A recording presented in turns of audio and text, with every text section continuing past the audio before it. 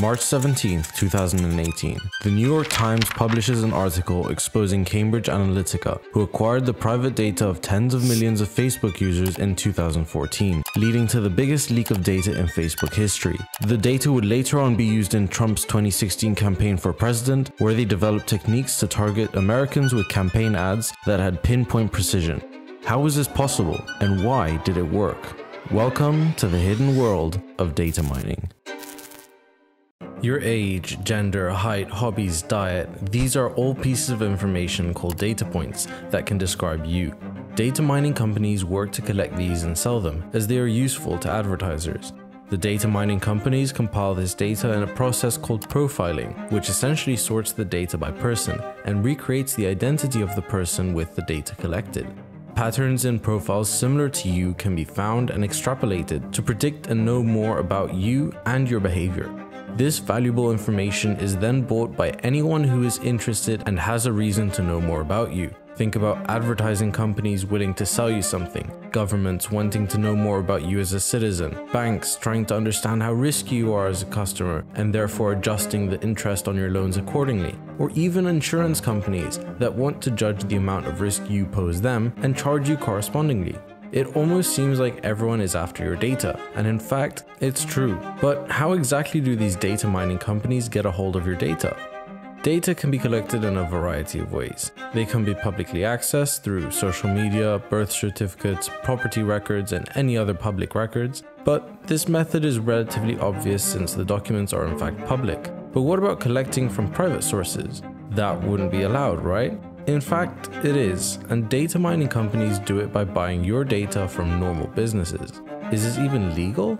Absolutely it is. When you come across a privacy policy or a cookies policy on a website, by clicking I agree, you legally allow the business to do whatever they want with your data, including selling it. Everything from your name and address to your behaviors and habits when browsing their website can be tracked and sold. On top of that, data can also be acquired by people actively sharing their own information. And that is the way that Cambridge Analytica got a hold of tens of millions of people's data.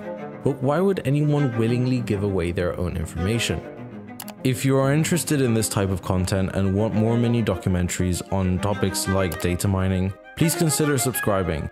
It helps out the channel immensely, and it means that I can deliver more content like this to you.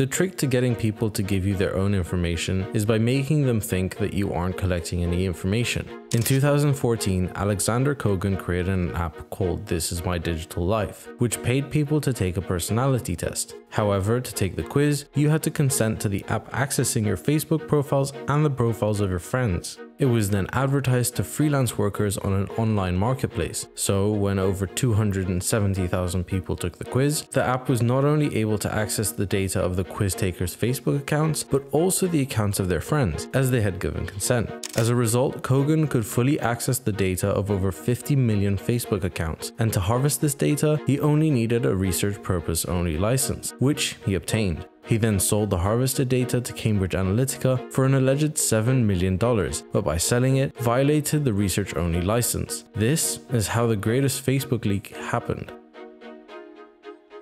It's easy to see that data mining is a lucrative business model. The industry itself is worth over $250 billion, with over 4,000 data mining companies existing globally. So what can we do about it? Are we left to just sit by whilst our data is being taken away from us for profit?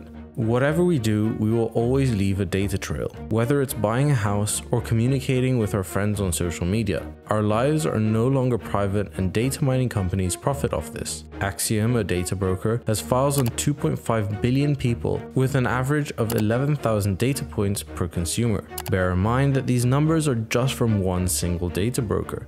There are ways to reduce our digital footprint and to make sure our sensitive personal data remains ours. The first thing you can do is to be aware of this issue. By reminding yourself to reject cookies or to think twice before sharing some sensitive information online, you lessen the amount of data these companies can collect about you. On top of that, using apps that don't collect data is an excellent way of remaining more private. Search engine alternatives such as DuckDuckGo or WhatsApp alternatives like Signal are good examples of apps that don't collect your data and therefore provide a safe way to use the internet. But there's only so much a browser like DuckDuckGo can help with if the websites you visit are collecting data on you. A VPN can be really useful as it masks your IP address and adds that extra layer of security to your browsing on websites.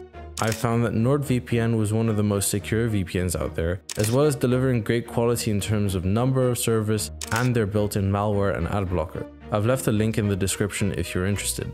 There are also data removing services that will delete your presence on data mining sites. They remove data from websites dedicated to exposing people's personal data, as well as removing personal information from publicly available people search database websites.